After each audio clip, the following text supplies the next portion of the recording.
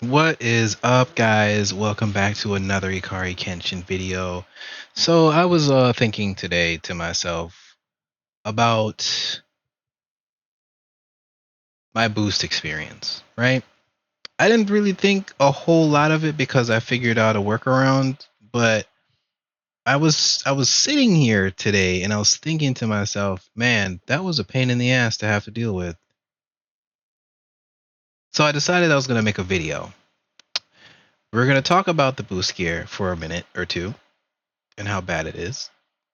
Then we're going to talk about an alternative way to gear up yourself, and then I can try to find some resources on how we can do that, okay? So, starting off, the TBC anniversary boost gear. Guys, guys, guys, guys. Let's take a look at this boost gear. Now, we can't actually look at the gear itself because they don't make it available for you to view unless you actually boost a character and you see the gear in game.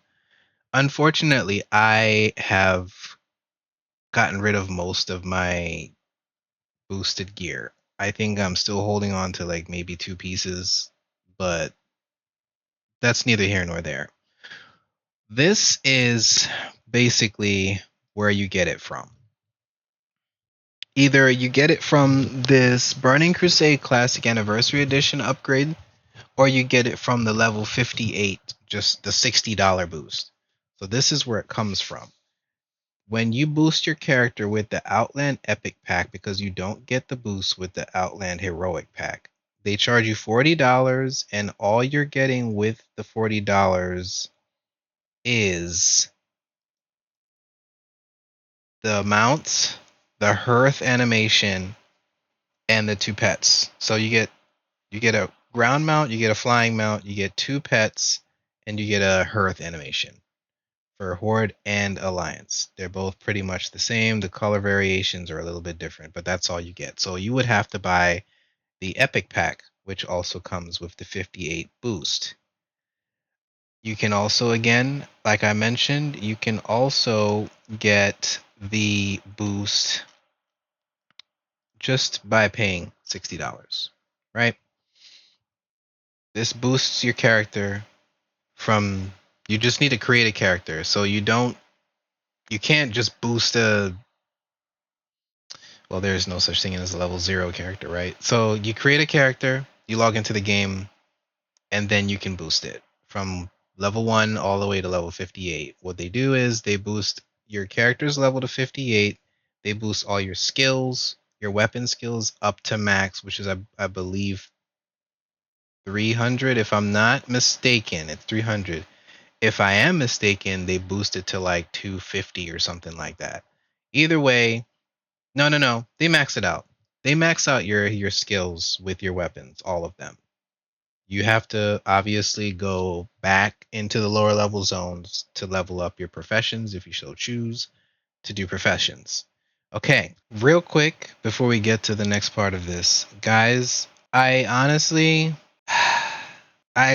cannot really recommend these booster packs to anyone. Not unless you're into collecting pets and into collecting mounts. Because this is kind of crazy, right? Look, the gold one, which is again the Outland Heroic Pack, or the Epic, that's the Epic Pack, sorry. The gold one here is the Epic Pack. You're paying an extra $20 for the mounts and the pets. Oh, you also get um the 30-day gameplay or playtime. I forgot to mention it earlier. You get a 30-day game time with this anniversary upgrade. If that really means that much to you, sure. The value, I would say, in hindsight is there because the boost by itself is $60 and you're only paying $20 for the rest of this stuff. The 30-day is $15. Let's just go ahead and say that. And I'm sure these mounts are more. So you're getting you're getting more for that $20 that you're spending. But if that's not your thing and you're not into mounts and you don't really care about mounts and pets, then it's a waste of money for you. I would highly recommend that you just boost your character the regular way, the $60 way. You just boost your character for $60. If you want a little extra and you have the $20 to spare, then go ahead and you get this. You get this set. You get all these mounts and you get the playtime and all that stuff. But this is what you would have to get if you don't get the regular boost, because the Outland Heroic Pack does not come with the boost. It just comes with the pets and all that stuff. So if I could go back, I probably would not buy this, because that's $80 versus just $60 for the boost, which is all I really wanted. And I'm already going to be paying $15 for this anyway. So I wouldn't have bought it. But for you guys, if that, it's completely up to you. If that's what you want to do, then by God, do it. Okay? But I would not recommend this for someone that is a casual player or someone that is trying to watch their spending, right? Because we're living in some crazy times. Things cost a lot of money, and we don't have a whole lot of that for leisure. So people are very conscious of their spending. So yeah, I would definitely not recommend this if mounts and pets don't mean anything to you. Okay, so now that we've talked about that, this is how you get the boosted gear. Now let's take a look at a couple examples of what that boosted gear looks like, right? Let's go on over here, back to this, and these are the culprits right here. Right here, we got the one on the left here, which looks like an orc warrior, and then the one on the right, which looks like a shaman. This is what the gear looks like. So whenever you see someone wearing this, that's how you know they're boosted. I'm not sure what the other class's gear looks like, but this is what the shaman and the warrior looks like, which is what I have. I have a shaman and I have a warrior. These aren't my characters, but that's the gear that I got for each one of those characters. Now, I will say that this gear does suck ass. Okay? I'll stand 10 toes down on that shit. This gear sucks a whole ass. Okay, they give you pieces that only have like strength on it, or they give you pieces that have like strength and agility on it, or strength and spirit.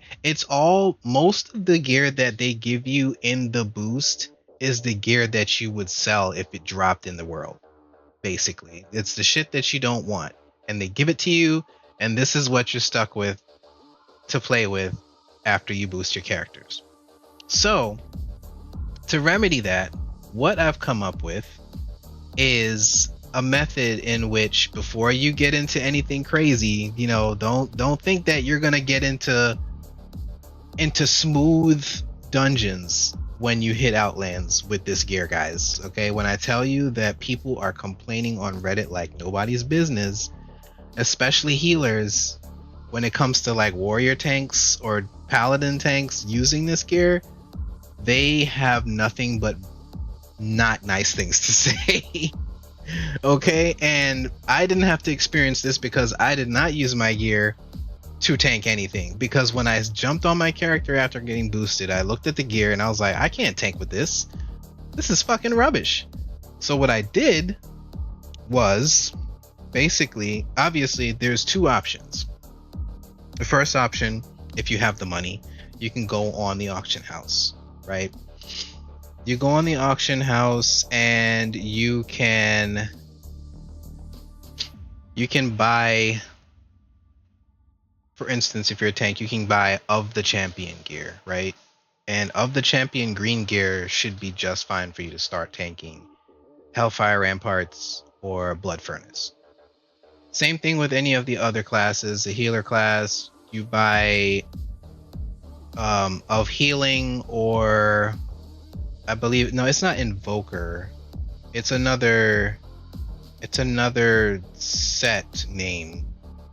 But there's there's two set names for healing. There's of the healing, and then there's another one. I can't remember which one it is, but you can get that gear off the auction house. The other option, which I'm going to pull up here and show you guys, is this is on Wowhead. So if anybody wants to look this up on Wowhead, this is where it is. You can just type in TBC quest gear or quest TBC Hellfire Peninsula quest. That's what you would type in, and it will pull up all the quests for Hellfire Peninsula, for Horde and Alliance, right? So if you take a look here, this is where you're going to get your good gear. If you don't want to buy it, if you don't have the money to buy it, I would suggest that you do some questing, right? I would say like the first 15 20 quests, once you get inside of Hellfire Peninsula, you come through the portal, they're giving you gear off the bat that's already better than the gear that they gave you in the boost, right? So with Cruel's Intentions, you get these trinkets. You get one of each. You get a DPS one for caster, you get a DPS one for melee, and then you get a tank one, right? Not healer for DPS for healer, but you get a trinket that gives you healing stats, right? So this is for damage, increased spell damage done by 120, and healing by 220 for 15 seconds, and it gives you 26 crit. So this is good for healers and damage dealers, spellcasters. And then this one is for melee DPS, which increases attack power by 200, and then tank, you get 26 defense and maximum health by 900 when you trigger it. So that's just one example, right? You get more gear like this one here, the Battlemaster's breastplate, the plate chest, 38 strength, 21 agility, 22 stamina. That's a really decent chest piece that you can start tanking with. Okay, so I would highly recommend that you guys come here, and if you're not sure what quests to do, then you can look through these quests. But these quests are all in Hellfire Peninsula. Okay, they start once you come through the portal, and then as you gradually go through the quests, you'll get a lot of options. Like this sword right here, the Full Reaver, that thing has 8 strength, 7 agility, 12 stamina, 151 top end damage. It's 2.6 speed, and it's got 44.62 damage per second. I was using that sword to tank.